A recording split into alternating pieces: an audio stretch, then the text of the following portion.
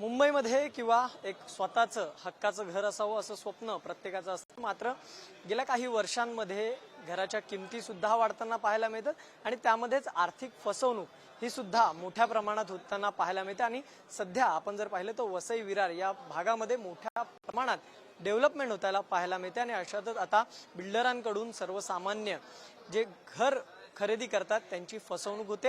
आणि या सगळ्या संदर्भातला आवाज जो आहे तो वसईच्या आमदार स्नेहा दुबे पंडित यांनी विधान सभेमध्ये उपस्थित केला आणि या सगळ्या संदर्भातली लक्षवेधी होती। नेमकी ही फसवणूक कशा पद्धतीने केली जात होती आणि या सगळ्या संदर्भात बातचीत करण्यासाठी माझ्यासोबत स्नेहा दुबेजी।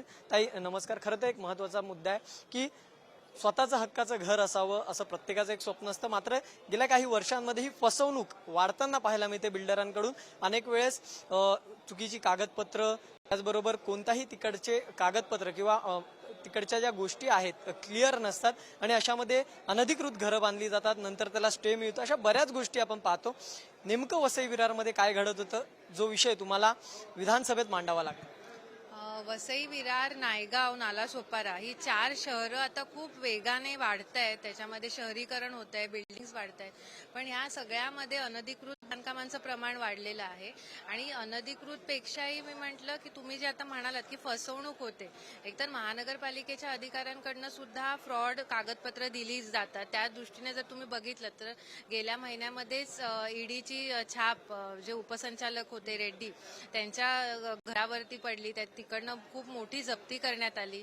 तर अशा पद्धतीने कारवाया सुरू आहेत शासनाच्या। मी शासनाचे आभार मानते की शासन जेव्हा सत्तेमध्ये आलं त्यानंतर ह्या सगळ्याला आता चाप बसवण्याचा प्रयत्न करते, पण ह्या सगळ्याला आणखीन कुठेतरी याच्यावरती नियंत्रण ठेवण्याची गरज आहे। आणि आज जो मोठी समस्या वसई, विरार, नालासोपारा, नायगावमध्ये आहे ती अशी की 15-15, 20-20 वर्ष झालेल्या इमारतींना सुद्धा ओसी मिळालेली नाहीये। त्या बिल्डर त्यांना फसवून निघून गेलेले आहेत, पळालेले आहेत। सहकारी सोसायटी रजिस्टर्ड झालेले आहेत, पण त्यांच्याकडे ओसी नाहीये।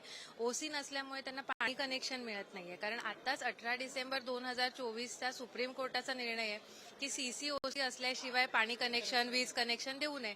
मग हाच निर्णय पुढे करून महानगरपालिका या सगळ्या इमारतधारकांचे पाणी कनेक्शन रोखून ठेवलेले आहेत। तर आज आम्ही लक्षवेधी मार्फत हाच मुद्दा उपस्थित केला की ज्यांची चुकी नाहीये काहीच, अशा निष्पाप लोकांना याचं बळी ते पडताय। तर त्यासाठी त्यांना न्याय मिळण्यासाठी त्यांना पाणी कनेक्शन लवकरात लवकर दिलं जावं। काहीतरी शासनाने या संदर्भात निर्देश, तसे आदेश महानगरपालिकेला द्यावेत।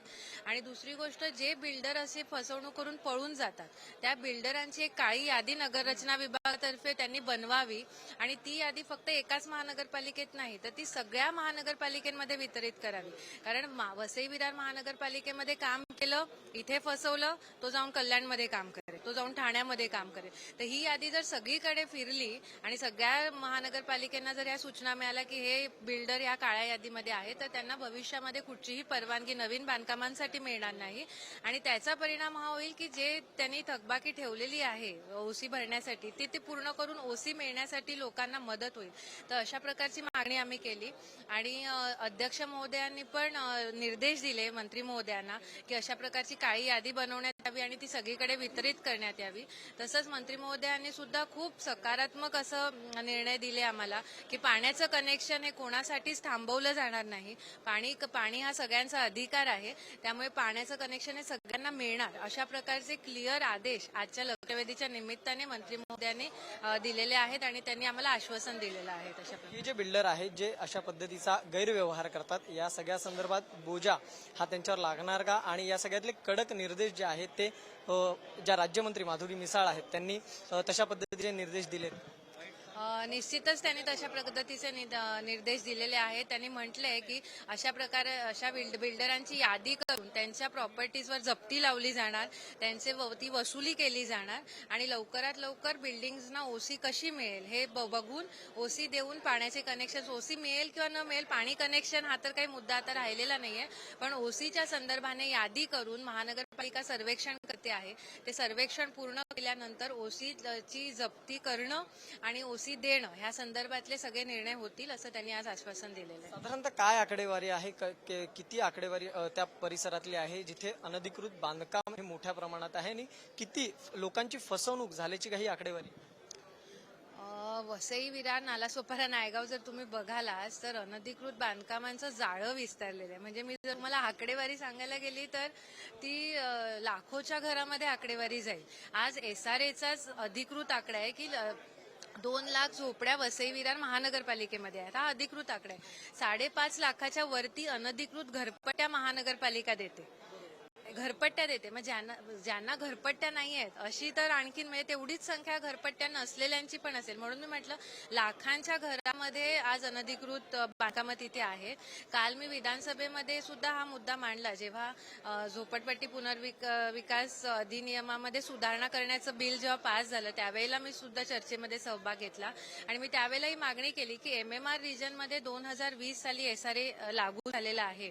परंतु 2011 नंतरच्या झोपड्या ज्या आहेत त्या ह्या कायद्यामध्ये बसत नाही. त्यांना त्याचा पुनर्विकास करू शकत नाही. तर मग 2020 पर्यंत त्याची मुदत वाढावी. कारण वसई विरारमध्ये बघितलं तर 2005 ते 2020 मध्येच सगळ्यात जास्त अनधिकृत बांधकामं झालेली आहेत. तर त्यामुळे जर त्यांना अधिकृत करायची असतील, त्यांचा विकास करायचा असेल आणि वसईचा सुनियोजित विकास करायचा असेल तर SRAची जी मुदतवाढ आहे ती करणं गरजेचं आहे. क्लस्टर योजना आणणं गरजेचं आहे जेणेकरून अनधिकृत बांधकामांना अधिकृतचा दर्जा मिळेल, त्यांचं म्हणजे त्यांचं रिहॅबिलिटेशन होईल तिथे आणि या शहराला एक चांगला दर्जा मिळेल, सुरक्षितता येईल. कारण की आज अनधिकृत बांधकामांमुळे असुरक्षितताही निर्माण झालेली आहे. तिथे असे काही ठिकाणं आहेत जिथे पोलीस सुद्धा जायला घाबरतात. तर हा सगळा खूप मोठा आणि गहन मुद्दा आहे. त्यावरती आम्ही आवाज उठवतोय आणि मला खात्री आहे की शासन सुद्धा आम्हाला सकारात्मक प्रतिसाद नक्की देईल. अगदी शेवटचा प्रश्न, हे गेल्या अनेक वर्षांपासून होताना पाहायला मिळते कुठेतरी वसई विरारमध्ये, कारण की स्थलांतरित मोठ्या प्रमाणात त्या भागामध्ये होताना पाहायला मिळतं, आजही होत आहेत. त्यामुळे तिथे डेव्हलपमेंट मोठ्या प्रमाणात पाहायला मिळते. हे गेल्या अनेक वर्षांपासून सुरू आहे. कुठेतरी मोठ्या एखाद्या व्यक्तीचा या सगळ्यामध्ये हात आहे का, कोणाचा तरी राजकीय वरदहस्त आहे त्यामुळे या सगळ्या गोष्टी बिल्डर बेफामपणे करतात असं वाटतं? निश्चितच तुम्ही चांगला प्रश्न विचारलात. कारण की गेल्या 35 वर्षापासून वसईमध्ये एक हाती सत्ता होती.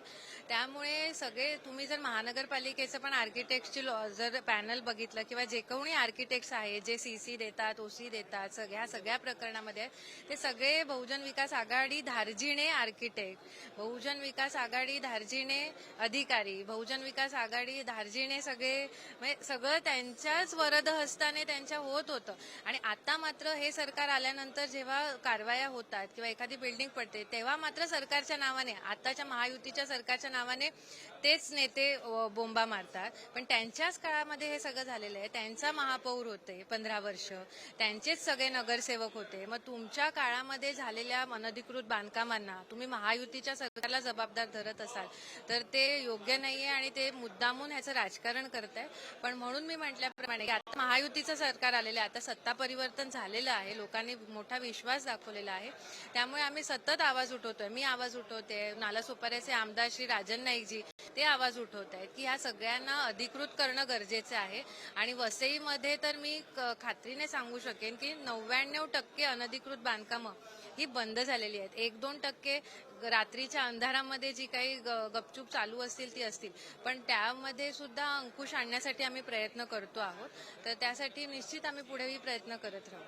धन्यवाद ताई, आमच्याशी बातचीत केली त्याबद्दल. आपण जर पाहिलं तर हा सगळ्यात मोठा प्रश्न जो होता तो लक्षवेधीच्या माध्यमातून या ठिकाणी स्नेहा दुबे यांनी मांडला आणि त्या सगळ्या संदर्भात आता बिल्डर जर गैरप्रकार किंवा आर्थिक गैरव्यवहार करत असेल तर आता नक्कीच त्याला ब्रेक लागलेला पाहायला मिळणार आहे. व्हिडिओ जर्नलिस्ट विकास कवळे समिती, धनंजय दळवी, पुढारी न्यूज, मुंबई.